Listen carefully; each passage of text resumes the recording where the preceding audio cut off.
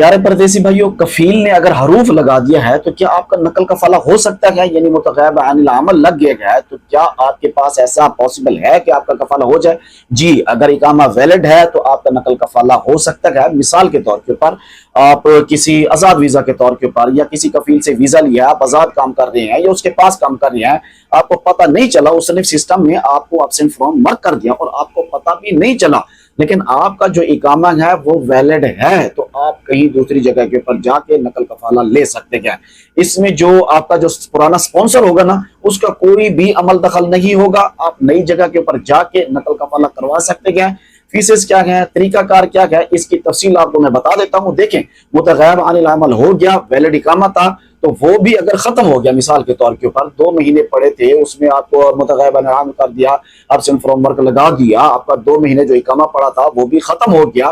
بعد میں آپ کو پتہ چلا، تو پر منتھ آپ کو، یعنی 2 مہینے 4 مہینے اوپر ہو گیا، آپ کو 500 پر منتھ آپ کو فائن پے کرنا پڑے گا۔ یعنی 1 مہینہ زیادہ ہوا تو آپ کو 500، 2 مہینے ہو گئے تو آپ کو 1000، تو اگر 3 مہینے ہو گئے تو آپ کو 1500 یہ فائن پے کرنا پڑے گا۔ نقل کفالے کی فیس آپ کو معلوم ہے، اگر پہلی دفعہ ہے تو 2000 ہے، اگر دوسری دفعہ کروا رہے ہیں تو 4000 ہے، اور 6 مہینے کا اگر آپ اقامہ بنوا رہے، وہ فیسیں کے حوالے سے آپ کو پتہ ہے کہ یہ رول بدل رہے ہیں، کبھی کچھ آ رہا ہے کبھی کچھ آ رہا ہے، تو یہ بڑی اچھی خبر ہے۔ اب جس کے اوپر بھی حروب ہے، متغیب عن العمل ہے، یہ آپ لوگوں کے لیے بہت اچھا قانون ہے۔ پرانا جو آپ کا سپانسر ہے اس نے فارغ کر دیا، اس نے کہہ دیا کہ یہ میرے پاس بھاگ چکا ہے، میں اس کو کینسل کر دیتا ہوں، تو پھر آپ کے پاس جو ٹائم ہے، اگر آپ کا اقامہ ویلڈ ہے تو یہ سب سے بہت اچھی چیز ہے، بغیر کسی فائن کے آپ اپنا کفالہ کروا سکتے ہیں۔ اگر آپ کا اقامہ ایکسپائر ہو چکا ہے تو جتنے مہینے آپ کا اقامہ ایکسپائر ہے تو 500 ریال فی مہینہ کے حساب سے آپ فائن پے کریں گے۔ باقی آپ ایک دفعہ لے رہے ہیں، پہلی دفعہ آپ کا ٹرانسفر ہے، آپ کا دوسری دفعہ ہے ٹرانسفر، تو اس حوالے سے بھی میں نے آپ کو فیس بتا دیا ہے۔ باقی اقامہ کے حوالے سے جو فیسز ہیں وہ ڈیلی کے حساب سے وہ الگ آ رہی ہیں،